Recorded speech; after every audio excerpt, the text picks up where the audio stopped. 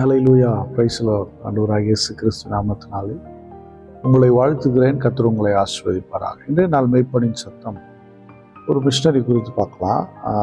அந்த மிஷனரியுடைய ஆரம்ப வாழ்வு ரொம்ப ஆச்சரியமாக இருக்குது. இசபெல் கூன் என்கிற ஒரு பெண்மணி வாழ்க்கையில் நிறைய பிரச்சனைகள், போராட்டங்கள், நிறைய துரோகங்கள் அவர் பார்த்தனால அவங்க நைட்டில் தூங்க முடியல, மன உளைச்சல், தற்கொலை செய்து கொள்ளலாமா என்று இப்படி இருக்கும்போது ஆண்டவராகியது இயேசு கிறிஸ்து ஒரு நாள் தரிசனமாகி அழைத்தார். சொப்பனம் கொடுத்து ஊழியத்துக்கு அழைத்தார். அவருக்கு ஆச்சரியமாக இருக்குது, நானே சாவ போகிறேன், என்ன போய் ஆண்டவர் கூப்பிட்டுருக்காரு அப்படின்னு சொல்லி, இருந்தாலும் தேவனுடைய வார்த்தைக்கு கீழ்ப்படிந்து இப்படி பணிக்கு தன்னை ஒப்பு கொடுத்தார்.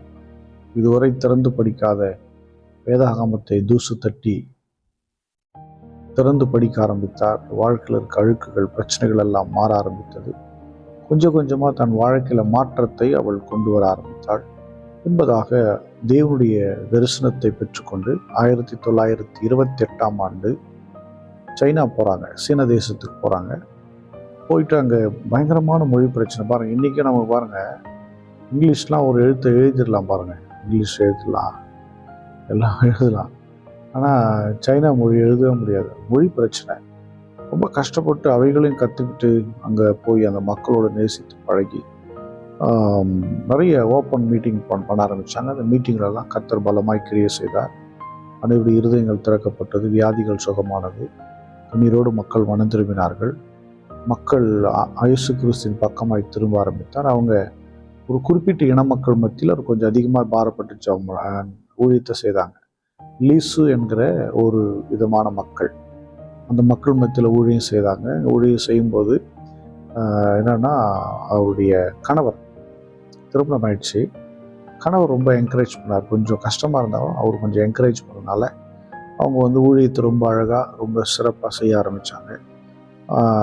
அவளுக்கு ஒரு மகள் இருந்தாங்க. அவங்களையும் மிஷினரி பணிக்கு உபயோகப்படுத்திக்கிட்டாங்க. ரொம்ப அழகாக வளர ஆரம்பிச்சது. சில்ட்ரன்ஸ் மினிஸ்ட்ரி ஸ்டார்ட் பண்ணாங்க. வேதாகம பள்ளிகள், வேதபாட பள்ளிகள்லாம், பைபிள் காலேஜ் ஸ்டார்ட் பண்ணாங்க. வாலிப பிள்ளைகளுக்கு இந்த டெய்லரிங், இதுபட்ட காரியங்கள்லாம் கற்றுக் கொடுத்தாங்க.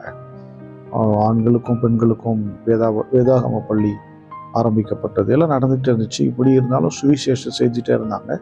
சுவிசேஷம் சொல்ல சொல்ல இடையில போர் நிறைய நடக்க ஆரம்பிச்சு. சைனாவில் போர் பிரச்சனை இருந்துச்சு.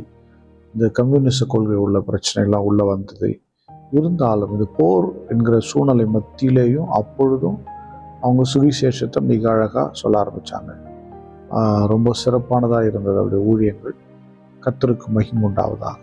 அந்த இசபெல் கூன் பார்த்திங்கன்னா சைனாவில் நிறைய இடங்களில் நல்ல அழகான மினிஸ்ட்ரி பண்ணி அநேகரை கர்த்தருக்கென்று ஆதாயப்படுத்தினார். நம்ம எல்லாரும் ஸ்தோத்திரம் பண்ணுவோமா?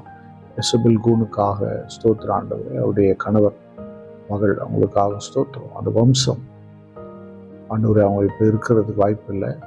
ஆனால் வம்சத்தை நாங்கள் நினைக்கிறோம். வம்சத்தில் மீண்டும் ஒரு எழுப்புதல் உண்டாகும். அன்றைக்கு சீன தேசத்தில் போடப்பட்ட வித்துக்கள் இன்றைக்கு பலன் கொடுத்திருக்கிறதே. ஸ்தோத்திரம், ஸ்தோத்திரம். அன்பின் பிதாவே ஸ்தோத்திரம். ஆண்டவரே, இசபெல் கூனை நாங்கள் நினைக்கிறோம். ஆண்டவரே, எத்தனை அழகான பணி. ஆண்டவரே, வாழ்க்கையை வேண்டாம் என்று இருந்த இந்த பெண்மணி மூலமாய் அநேகரை வாழ வைத்தீரே, ஸ்தோத்திரம்.